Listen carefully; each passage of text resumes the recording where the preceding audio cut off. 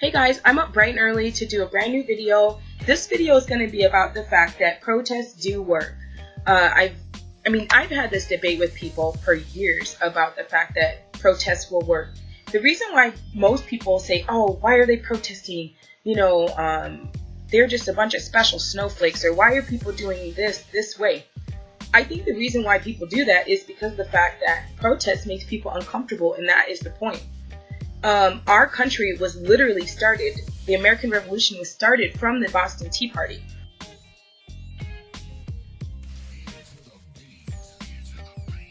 Which was a protest of the fact that corporations like the East India Tea Company were getting tax breaks while the people in America were being taxed without representation. So what they decided to do was mass protests.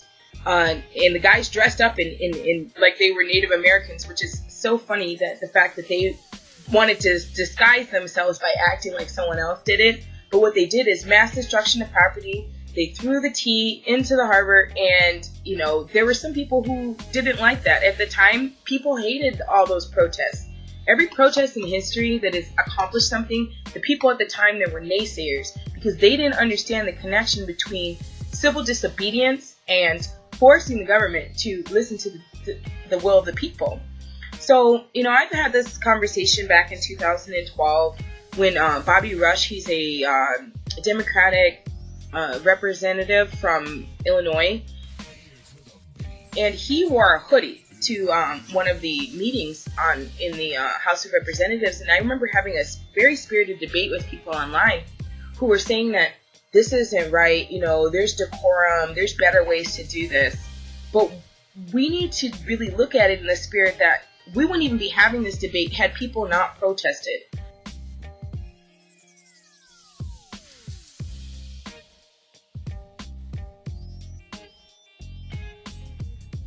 Protests do work. They've worked in, from the Boston Tea Party to Prohibition to women's rights to civil rights to today, them being able to cause so much ruckus that we had lawyers come in right into the airports to start doing emergency habeas motions to be able to protect the people who are having their constitutional rights violated. So yeah, there were strikes at the airport of taxi workers. There were no taxis at JFK Airport, which is ridiculous. If you guys have ever been in New York, the taxi system is like on point and people are about their money. But I think they were saying over 80% of the fleet are Muslims. So they were like, no, we're not showing up to work today. Day without a Muslim. Sorry for you guys. Yeah, they didn't show up. And then Uber came in and they were, going to come in and pick people up. And a lot of people are dropping Uber as a company they want to support because of that. So the lawyers came to the rescue. The motion was filed by the lawyers and it was upheld by a federal judge in Brooklyn. So right now there's a halt on this ban, but people are still being detained. People are still being stopped. It was a couple hundred people that were being detained and or stopped. These people, a lot of them had green cards and they had work visas. So people who have green cards, they're basically permanent residents of the United States. They may or may not be a citizen. Most of those people are on the path to become a citizen, but those people, they have the right to go in and out of the United States for work. And what's happening is people are going to work in other countries and they're coming back and they're not able to get back in. So they're stuck in these countries in which they do not even live. And so this is why people got out, and I watched some of the protests from, oh my gosh, it was like, those people deserve so much support and so many accolades for putting their freedom on the line. They were bringing in police officers and they were threatening arrest, but they were like, no, until you prove to us that you have released these people who you've detained, we're not leaving. We're going to stand our ground. And they formed a chain and they were not leaving. I watched the protest probably for an hour last night. Thank you to all the people who are doing the Facebook live feeds. I really appreciate that. There's some crazy stuff going on, and the fact that this motion or this executive order was signed on the Holocaust Remembrance Day is that's not like a coincidence. They did that on purpose.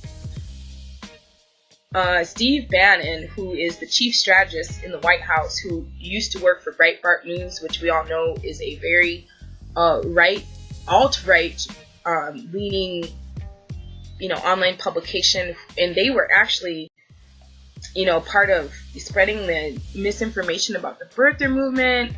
Steve Bannon is a known white nationalist. He basically he's whispering in Trump's ear, and you're wondering, why are so many of these policies totally racist? Because Trump in himself, I think he is a racist, but I don't think that he's a white nationalist in the sense that he's out there fighting for white nationalism. He's fighting for himself. Trump is a narcissist. He's a malignant narcissist. He only cares about himself. But see, people know that because he's so cocky and he's so arrogant and he's so self-absorbed, that they can use those weaknesses to manipulate him to pass laws, because he needs admiration. Like, he needs to be adored by people. And so people see that, and there are people like Steve Bannon, who's an opportunist, is coming into the government, and oh my gosh, there's so many things, and I would talk about that, but I really do want to stay on point today.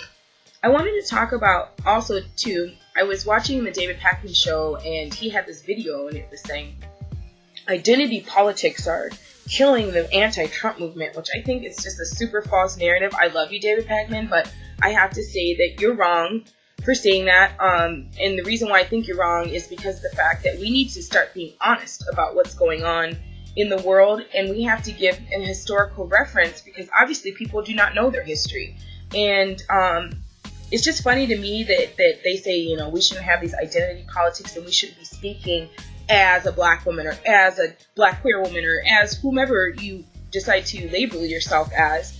But my point is, a white woman was actually the one who started the civil rights movement. A lot of people are like, what? How can you give credit to a white woman? Well, back in 1955, there was a 14-year-old boy by the name of Emmett Till who was brutally beaten and killed because there were accusations that he had whistled at a white woman. And what happened to Emmett Till after that is they beat him so badly. They cut out his tongue. They shoved it down his throat. They just beat this poor child senselessly and without reason, just based upon the word of a white woman saying that she had been attacked. And you'll notice this is a common theme in when trouble starts and we have race riots. A lot of times there is a white woman who is accused a black person or a black male of assaulting them, and then all of a sudden you have this big uproar where white men attack these black men. And you've seen that in Tulsa, Oklahoma. That was the start of the Black Wall Street, when they came in and they annihilated basically a thriving, very affluent and successful black community in Tulsa.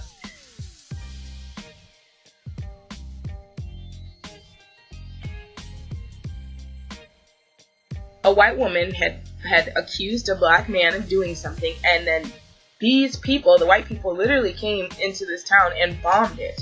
If you heard that song, "You Dropped a Bomb on Me," that's from the fact that they actually came in with airplanes and dropped bombs on Tulsa, Oklahoma. So this is a repeating theme in our history. So this woman's name is Carolyn Dunham, and she recently came forward. She's like 82, 83 years old.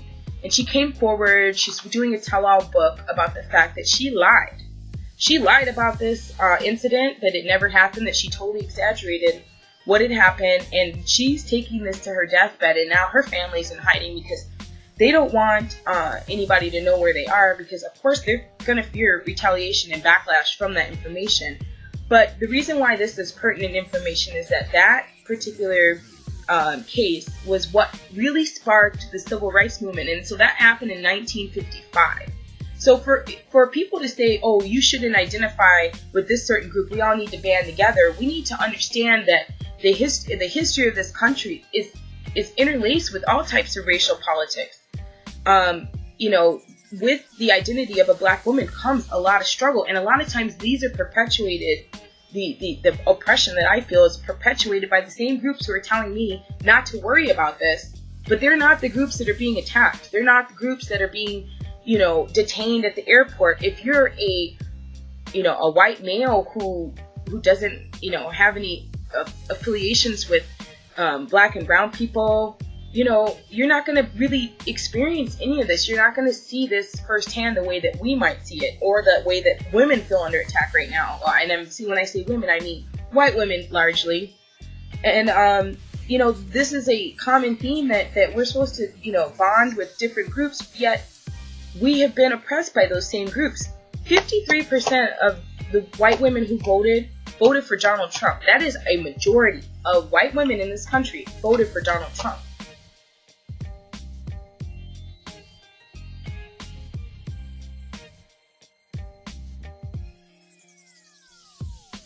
And then I think a lot of those people are backpedaling because of the fact that they realize that Donald Trump doesn't care about them and that they're going to go after their rights as well.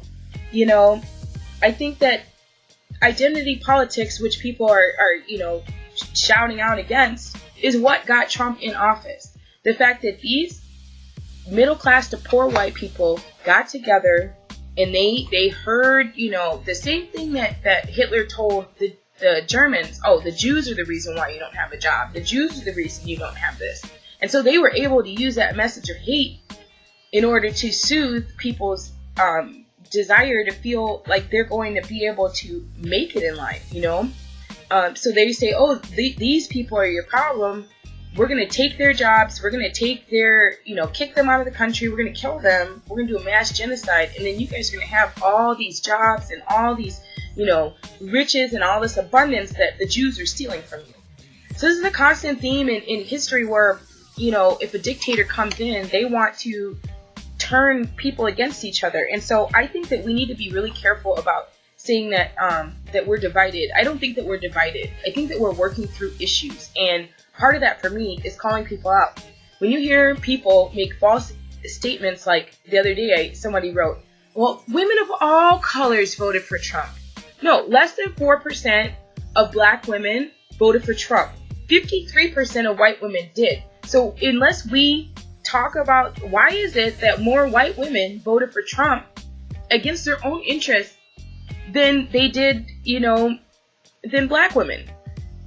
There's a reason for that. And I think we need to be honest about that, We need to realize that these businesses, they only respond to loss and profit, or if they get bad press, they don't want any of that. So that's why we're going to continue to go out and protest. Lastly, I want to say that if you're in the Twin Cities on Tuesday, January 31st at 4 p.m., there's going to be a march against the Muslim ban. That's going to be at the Minneapolis Federal Building. That's 300 South 4th Street in downtown Minneapolis.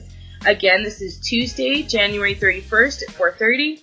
Minneapolis Federal Building. That's 300 South 4th Street in downtown Minneapolis.